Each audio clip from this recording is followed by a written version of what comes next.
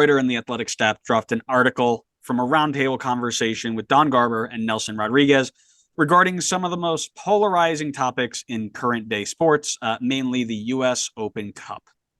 There are some, as I mentioned before, billboard material quotes in there, but we read the whole thing.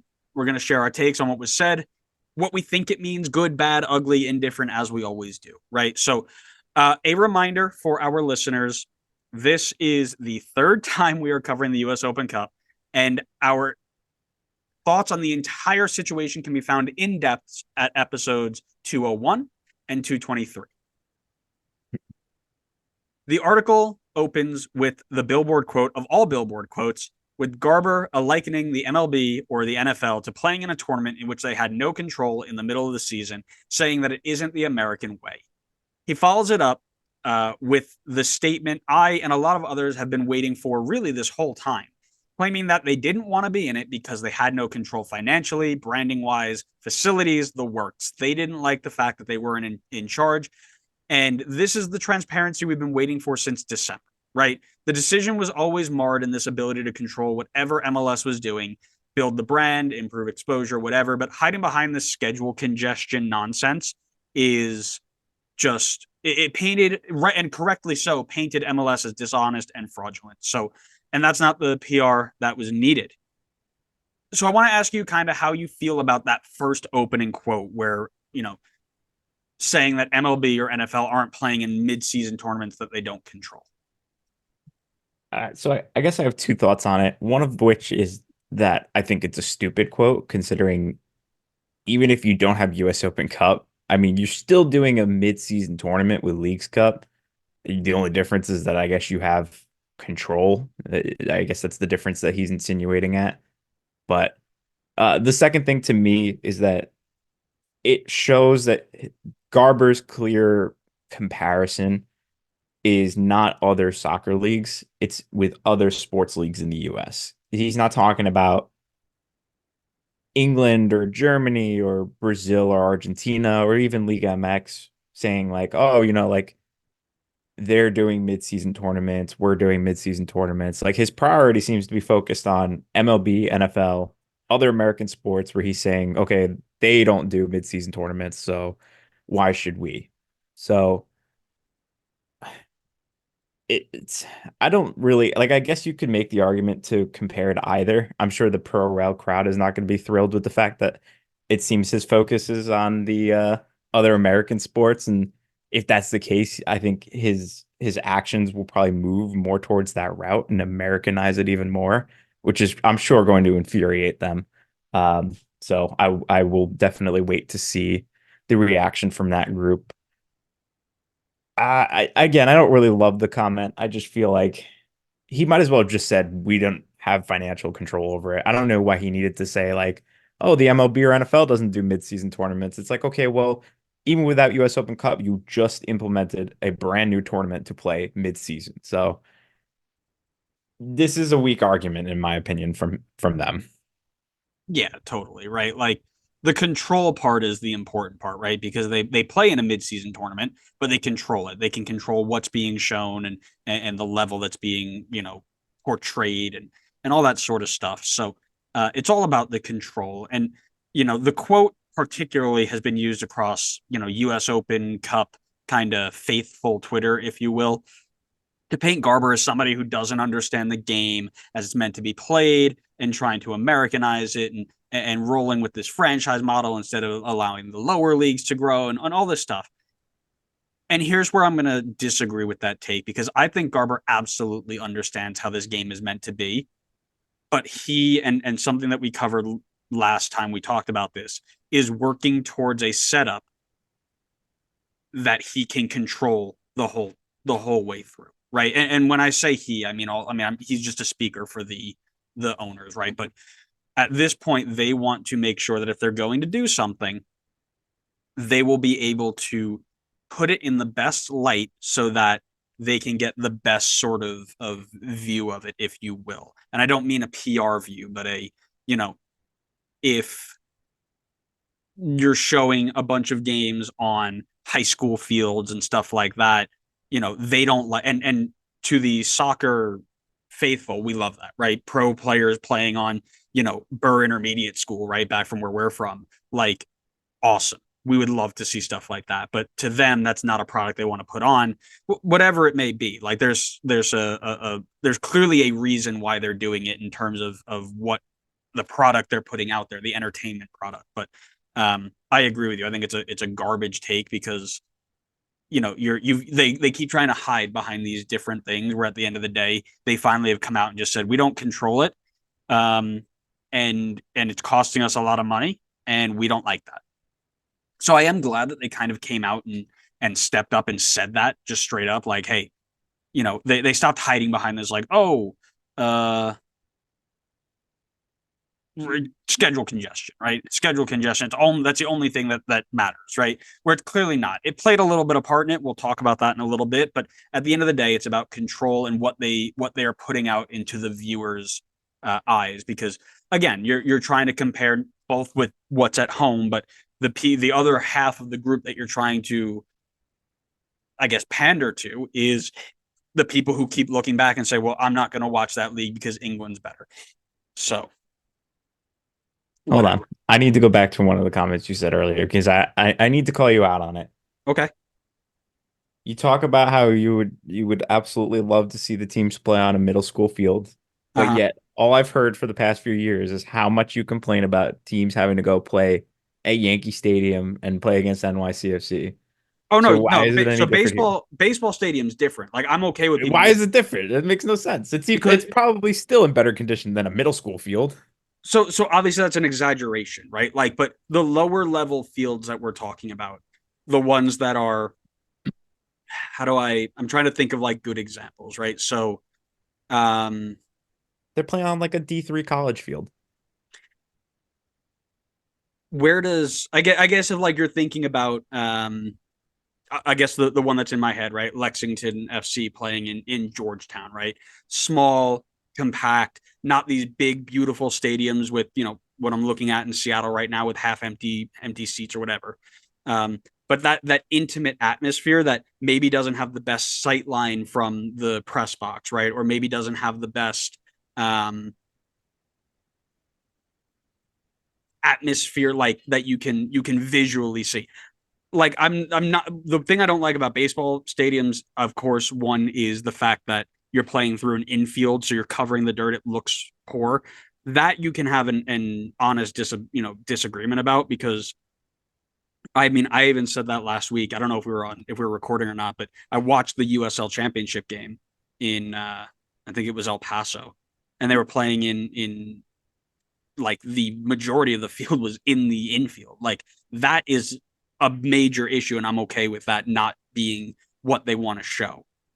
But that's a small percentage of what this is, right? Most of them are playing at a college stadium or some other smaller field, and that is something that I'm sure they want to control because they can't monetize it, which again is a garbage argument.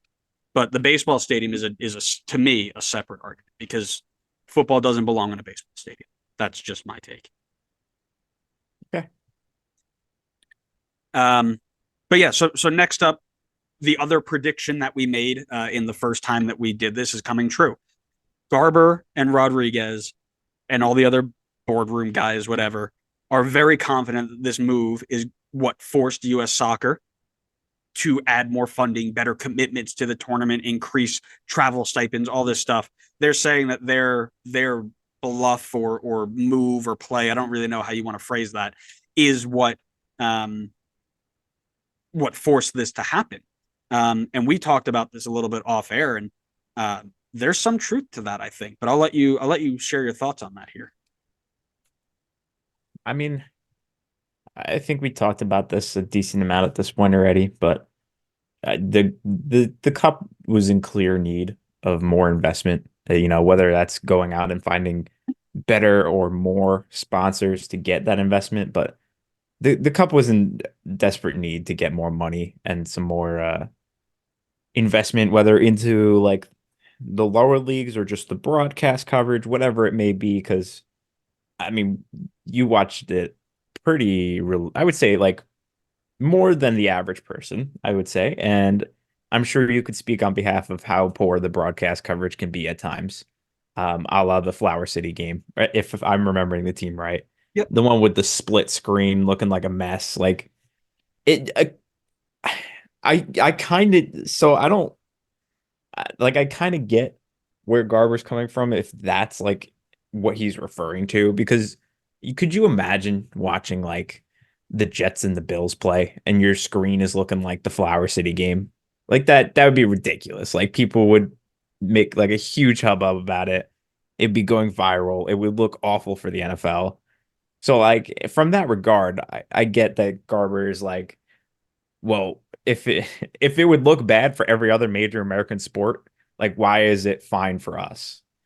And maybe that's a whole different debate onto like how money should be kind of put into the lower leagues for investment, or maybe that's just a cup thing, and maybe we'll see better this year around. But I think the investment is definitely never going to be a bad thing. The more that they can invest into the tournament, the better the production and the quality of the tournament is going to be. So um, I still don't love the way that the league went about it. I feel like it could have been done in a better way, but I mean, I'm still happy at the end of the day that there's more going into the tournament. So I'm curious from your point, did MLS's move with the, I don't know, again, if you want to call it a bluff, a play, whatever, did this whole scene force US soccer's hand? Do you think that is really what happened there? Because there are people who, and again, rightfully so, we're not calling these people out as saying they are incorrect in this statement. MLS has had the onus to promote this tournament as their own, or they were in charge of the promotion company, right? Some, and nothing grew from it. And I don't really know what those figures are, otherwise I would drop them, but it's clear that nothing grew from them over the 15, 20 years, however long they had it. So did this force US soccer, in your opinion, to make these moves?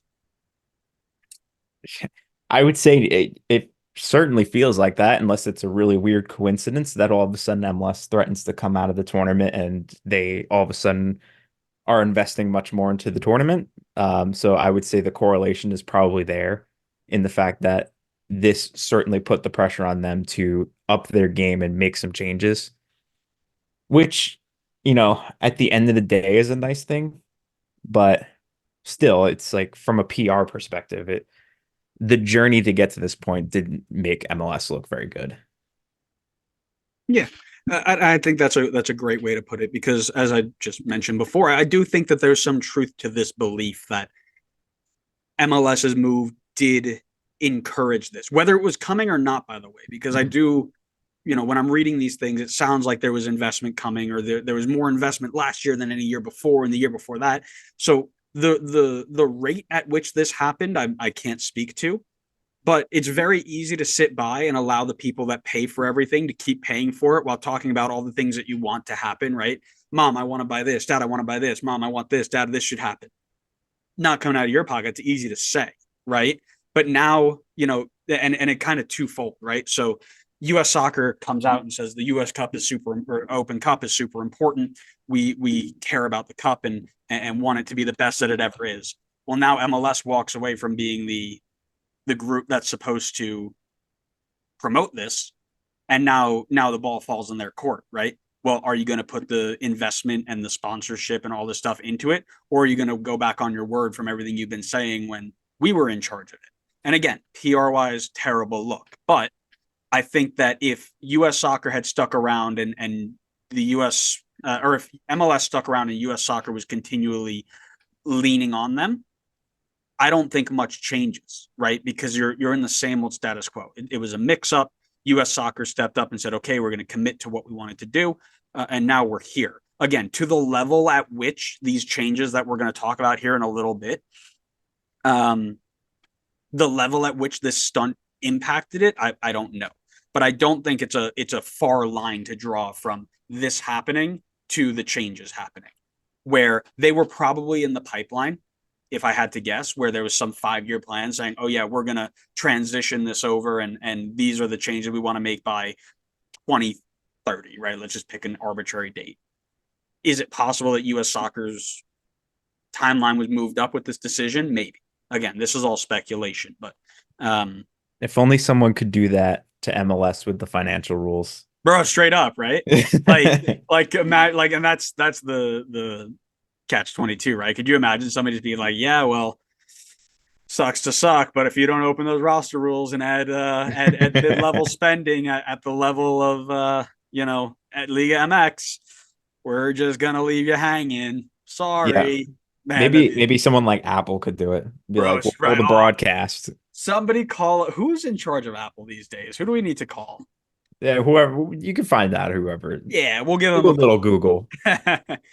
Google. We'll move on from those notes, and fan support was the next topic of conversation in this article.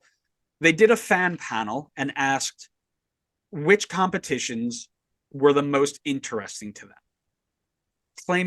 They claimed that the results were that the US Open Cup was a 6% interest to people after 100 years of existence. The League's Cup was 4% after just 1 year. I take every one of these fan run surveys, especially by the company at which wants things to be a certain way. I take them all with a grain of salt. However, it does seem a little bit fair, right? Um, it's clear that, and many people pointed this out, like when Leagues Cup was going on, there was, I think somebody keeps tweeting it. I can't remember who, so I'm sorry I forgot your name and I don't have it here. That when MLS played MLS teams, they showed up at a minus 34% to what their expected average season attendance is, right? If it was versus a Liga MX side, I think it was minus 17%. But I think it's pretty clear that outside and things that we talk about a lot, outside of those last couple of games where MLS is then involved, a lot of the fans aren't showing up to the US Open Cup games, right? And this is something we've spoken about. We have the numbers there. It's like Leagues Cup was an average of 25,000. US Open Cup was like 6, 7, 8,000. So I think everybody's like, oh man, because the quote that came out was, we're breaking attendance records.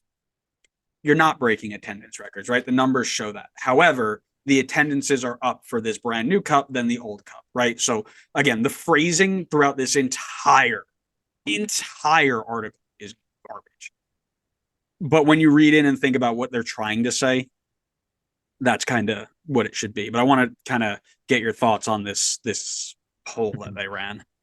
Yeah, I mean, I think I'm definitely on board with you where I take it with a huge grain of salt because to your exact point, there's been clear, we'll call it creative differences between MLS and US Open Cup. And now all of a sudden they bring out their own statistics that say Leagues Cup is right on the heels of US Open Cup. But and maybe I may draw a lot of hate from it. I found Leagues Cup to be way more entertaining than US Open Cup, at least at the current state that it is. Teams were giving it their all. Liga MX was a great level of competition for us to go up against. And the format of the tournament made it really exciting. The long penalty shootouts, the drama of the one-off games towards the end of the tournament, which obviously, like, one-off games is in the US Open Cups as well, but it just feels a little less meaningful when teams are rotating more or you're playing like a USL 2 side. Like there's just not that same level of competition when you're going up against Monterrey or Tigres. Like I found it to be way more exciting. The tournament was really great. I will say that I think a decent chunk of that was the Messi effect, him first coming in and taking that competition by storm and that amazing run that him and the team went on made the tournament, I think, even like it took it to a next level of enjoyment. And I'd be very curious to see what it looks like without him, but I still think it will be very much enjoyable. And so I don't think the numbers are probably as close as they're making it out to be, but I would also not be surprised if Leagues Cup quickly catches up to US Open Cup. Right. And that's kind of the thing that I think plays a part in that, right? Like you've got the same scenario, right? For the most part, it's a midweek game at a relatively early time. One is against either another MLS team or another Liga MX team. The other is against a lower opponent. You can compare those numbers and see what it means. And again, you've also got the recency effect, right? Oh, this is new, exciting, and fun. I'm going to go watch it. Versus US Open Cup. Okay, we're playing a team of third division guys. We should be able to get through. I'm going to go wait until we play an MLS side, right? There's tons of stuff, and we're not going to dive into all that data, but there was something that really interests me in that section where they use this term listening to the fans to describe their thoughts on this scenario and why they're making the decisions they are.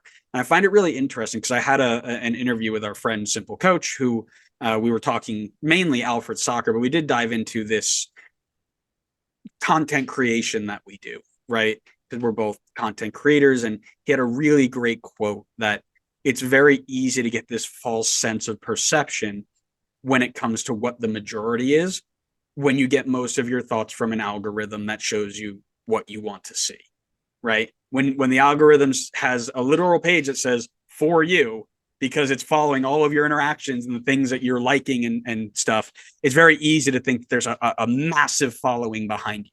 And that's for pro MLS, anti MLS, pro rel, anti pro rel, politics, NFL, anything you want, right? It is tailored to give you this idea that you've got a huge following and a small group against you, right? So if the league is spending money to figure out what the fans want with these polls or whatever they may be, and not just listening to Twitter, then they might have information we don't. And I am not one of those tinfoil hat conspiracy theorists of, they're giving you what you want to hear and what we want to hear. And I don't have enough energy in my life to have that sort of outlook on things. So, like you mentioned, Leagues Cup's fun, US Open Cup fun.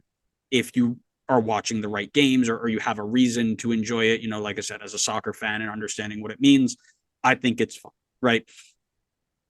I'll enjoy anything that I watch. I'll enjoy whatever happens there. So, yeah, I'll jump in there really quick and then we can yeah. move on to the next point.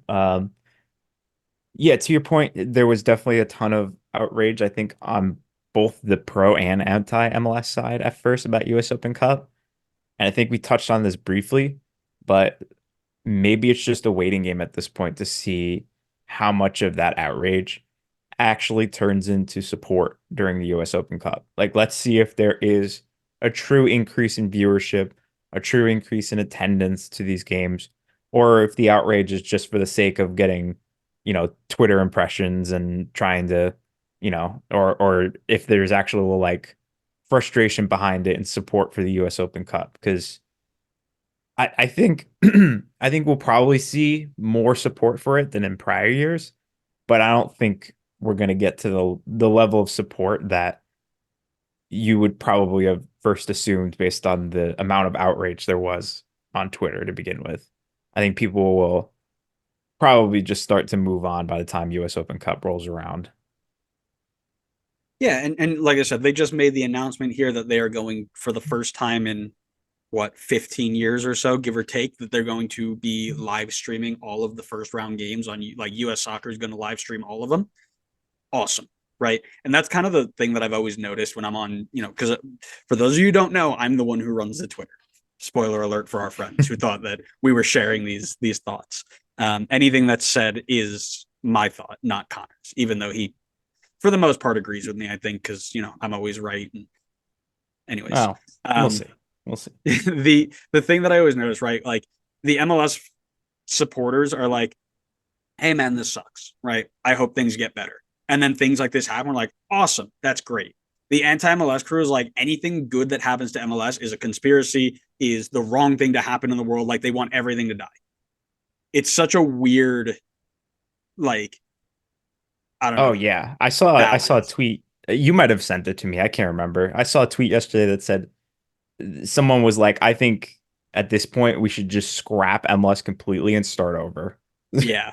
That's Yeah, I think insane. it's, That's such an well, insane thought. and that's the thing, right? Like, when USL Championship, for example, right? They get this huge TV deal. US Open Cup is getting streamed. We're like, hey, this is awesome, right? Everybody's getting shown on TV. We're going to grow the game. It's going to improve things all over the place. That's awesome. MLS gets a deal. Oh my God, they're trying to kill everything. They're trying to do it, and we're going to talk about that in Wednesday's episode about this vision that everything MLS does is to kill everything around it instead of grow the game as a whole, right? And we'll get to that later. But there's one other thing on this section, and then we should almost be done here with at least this part of it. There was a statement in there that I really didn't like.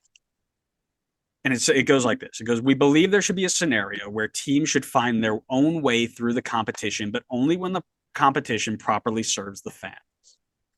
And this is where I get stuck with these guys. And again, it's billboard material, it's quote soup, it's all this stuff that they're trying to PR their way through it. And it's very clear, right? It's not like, oh man, I need to sift through the weeds to figure that out. But if we're out here saying that the fans either care or don't care about the cup, and that's kind of like your point of it, I don't think that it's right to control what teams are doing with hopes of the fans starting to care and then returning them back.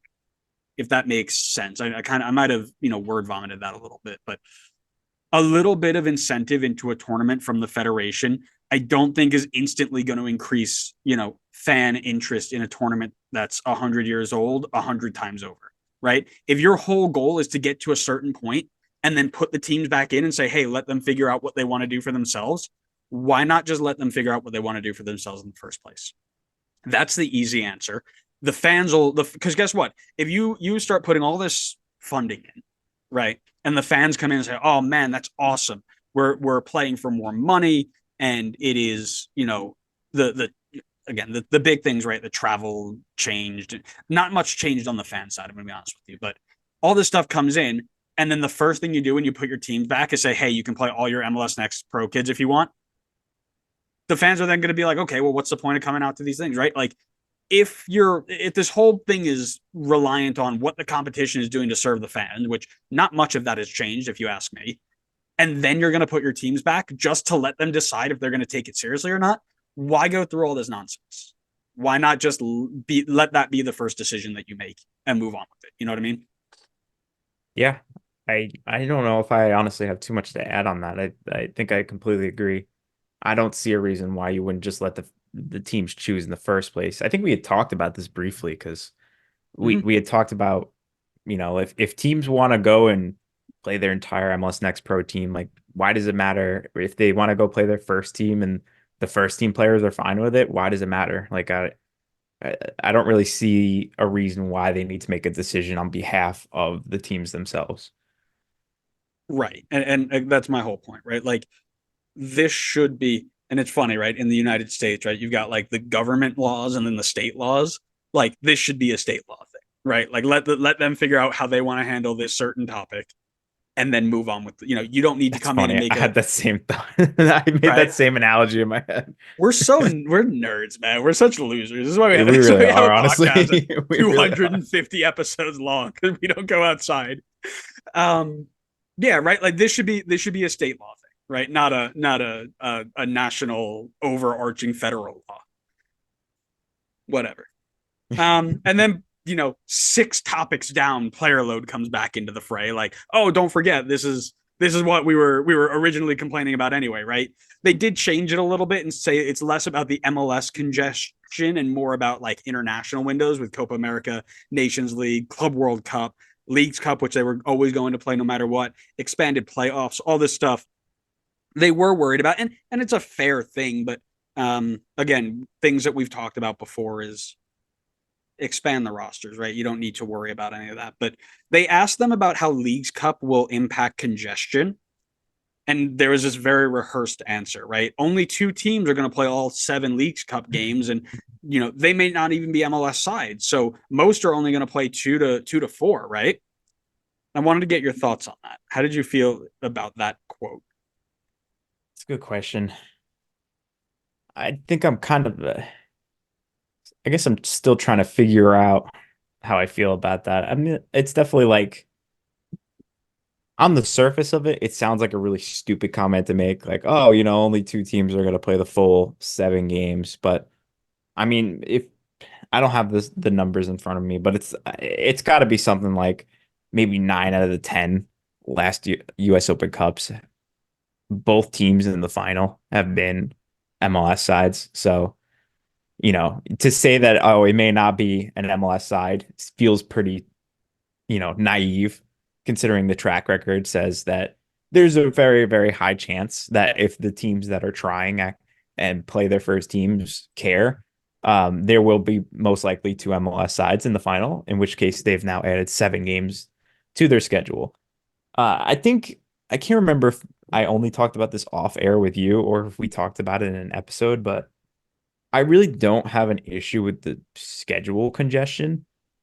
I think the issue is with the financial, like, roster restrictions and the fact that there's just not enough money or roster spots to build proper depth in the team to be able to compete in multiple tournaments. Because it's not foreign to see leagues play multiple tournaments in a year. England plays the Carabao Cup and the FA Cup in a year, plus their European competitions and their league. So it's very much possible for MLS sides to play a very similar amount of games to the teams in England. The only difference is that England can build up however much depth that they can financially afford in, financial rules, unless you're Man City, versus MLS sides who have to follow these really strict roster rules and then therefore cannot get the depth that they need to play in all these competitions. So I guess now that I've kind of talked myself through it, I think it's a really stupid comment just because I am already of the mindset that you can make this work with the schedule if you give the teams the financial freedom to do so. Well, all of that totally fair. Here's the other problem. Change the words Leagues Cup in that statement with US Open Cup, and it's the exact same thing. Most teams aren't playing all US Open Cup games. Most of them might only play one, right? Most of them are only going to play at the max if they all go through. I think the max is 4. So now we're sitting here saying schedule congestion is an issue.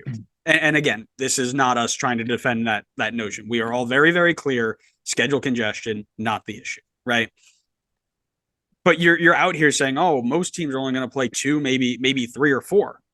Most teams in US Open Cup are going to play 1, and they're going to rotate their kids. They're not even going to get those miles on the legs of the players that are on your first team contracts. So again, the farther you go down this list of reasons behind what they're doing, the more it's like you guys are like, you could have stopped after the third reason and been like, yep, that's it. But you talk yourselves into this, closed loop of it all comes back to again, you guys trying to dance around the entire thing of money and control, right? Which Yeah, is and where they. Oh, go ahead. sorry. No, sorry. No, I'm done. Oh, I was gonna say, and yeah, to the exact point that you made before, why not just let the teams decide? If their first team players say, "Hey, I'm ready to go. I want to play in this," let them play. And if you're concerned that teams are going to play backups and the quality's not going to look so good on the field, Don wanted to play all of the MLS Next Pro teams. I bet you the backups on the first team are probably better than the Next Pro teams. So the quality really, I don't really understand. Like, there's no argument there to say that, like, oh, if we let the teams decide, the quality of the teams is going to be down. Oh, you were ready to throw all like the 18, 19-year-olds out there and have them represent your teams for this cup. So I feel like that argument's already off the table. So I don't see why, if you're going to talk about schedule congestion, you don't just let the teams decide and let the players decide, because they're the ones that will know, how much gas these guys still have in the tank. Yeah. Like I said, and the only thing I was saying is that by the end of the article here, they did end up coming to the real reason, right? The financials, the real reason they didn't want to do this. And I'll jump in because I think we're going to talk about it in the next section. But the hosting fees have been revamped, right? But our friends at US Open Cup, I think it's the cup.us is the official website there. They went and did a 2023 and 2024 comparison, right? And I added the numbers up. If an MLS team enters in the round of 32 and plays every game at home because of random draws or whatever, they are paying in the old system over $500,000, not including the percentage of revenue over a certain threshold. This is just the flat hosting fee for a tournament that they at them if they won the whole thing would get $300,000 to win. Wait, Right? so they're paying in this It's a case, you're hosting saying? fee. So this hosting fee comes in, everybody, puts into the pool, and we're kind of jumping a little bit ahead there, which is fine. They pay this fee. It goes into a pool to pay the refs, to put the prize money together, to cover travel fees, this whole big thing, right? The value of these things, and again, this is a big if, right? You're not playing every game at home, but hypothetically, if you were, you are the final game, you're paying $325,000 plus half of the revenue over $375,000 to win $300,000. That doesn't make sense, right? That from a straight standpoint, right? And then you're gonna be like, oh well, it's all about the lower leagues and stuff like that. If you go over to England right now and say, hey, by the way, you guys are gonna have to pay triple what your, or really that's double, right? So you got to pay double to triple, depending on what your revenue is, what you would earn in the FA Cup just to be in the FA Cup.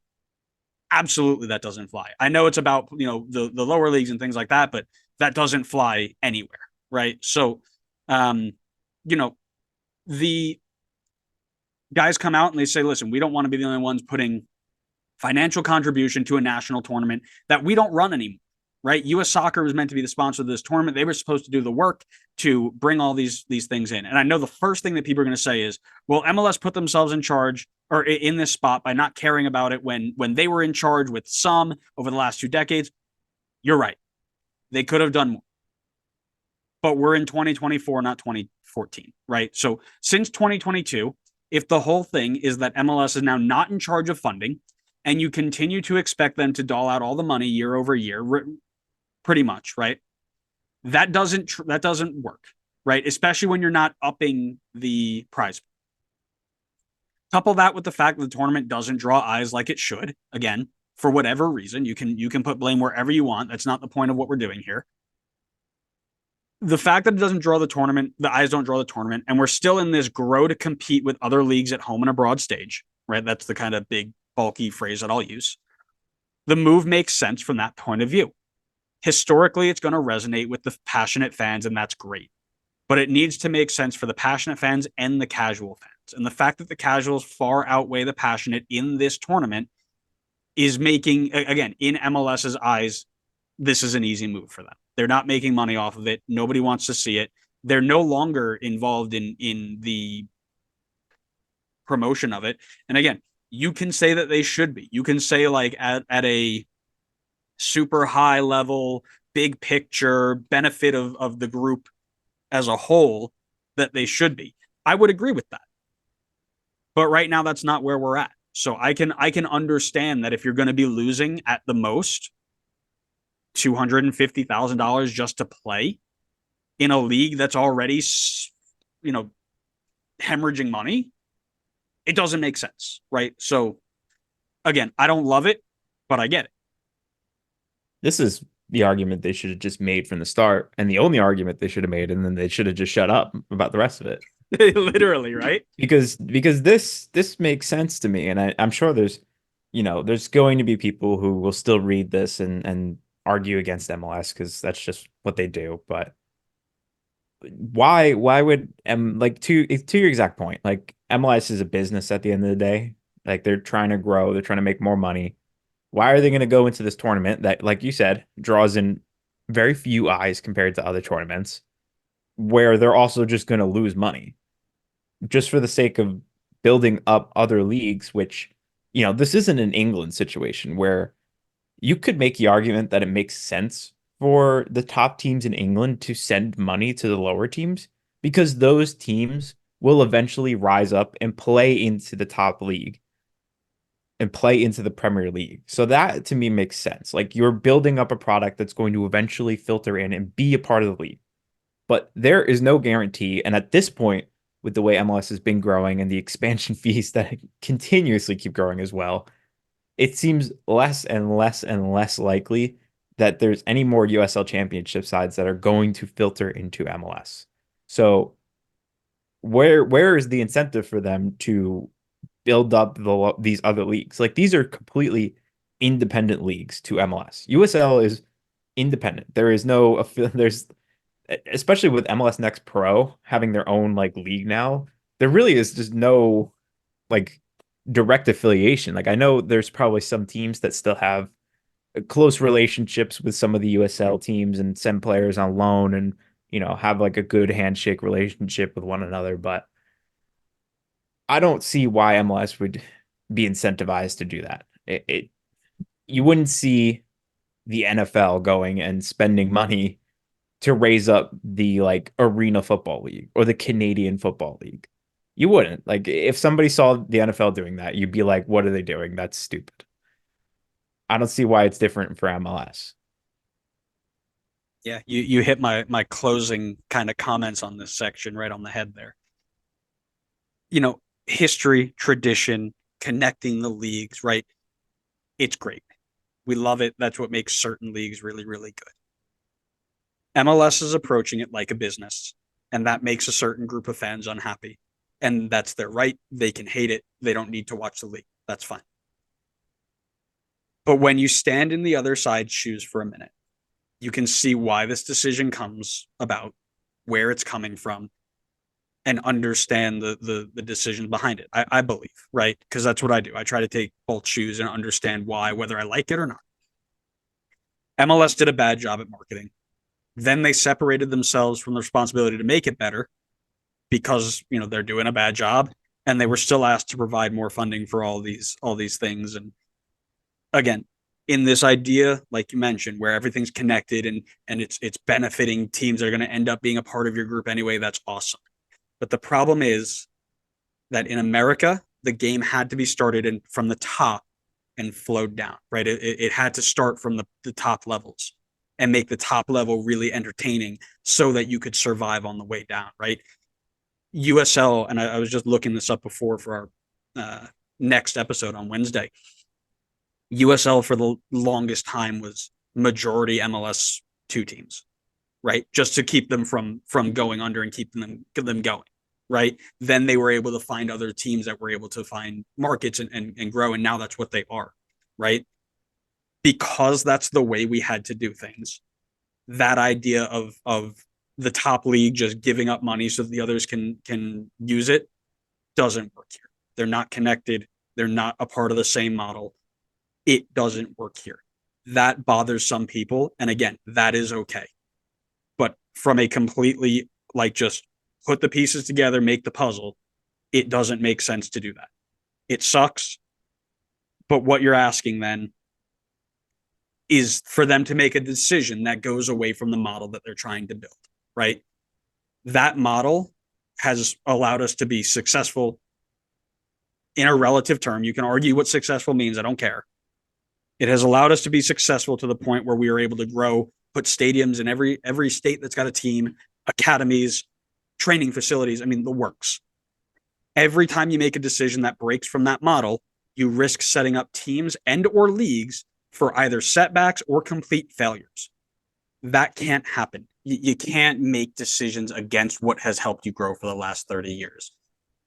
It sucks. It's just the way it is. But here's the other side of it. I don't think it's a long-term decision, right? I think as long as these changes are helping grow the tournament overall and the money, or at least the opportunity to make money, is there, they'll be back, right? And people will argue like, oh, it's not about the money, it's about the history, right? It's about the meaning. And totally fair for a select group. But again, when you are a league that is still growing and still trying to find a way to maximize the amount of time you have to help you grow at the fastest rate possible, you have to make those decisions. And my hope is that the cup comes back stronger and better.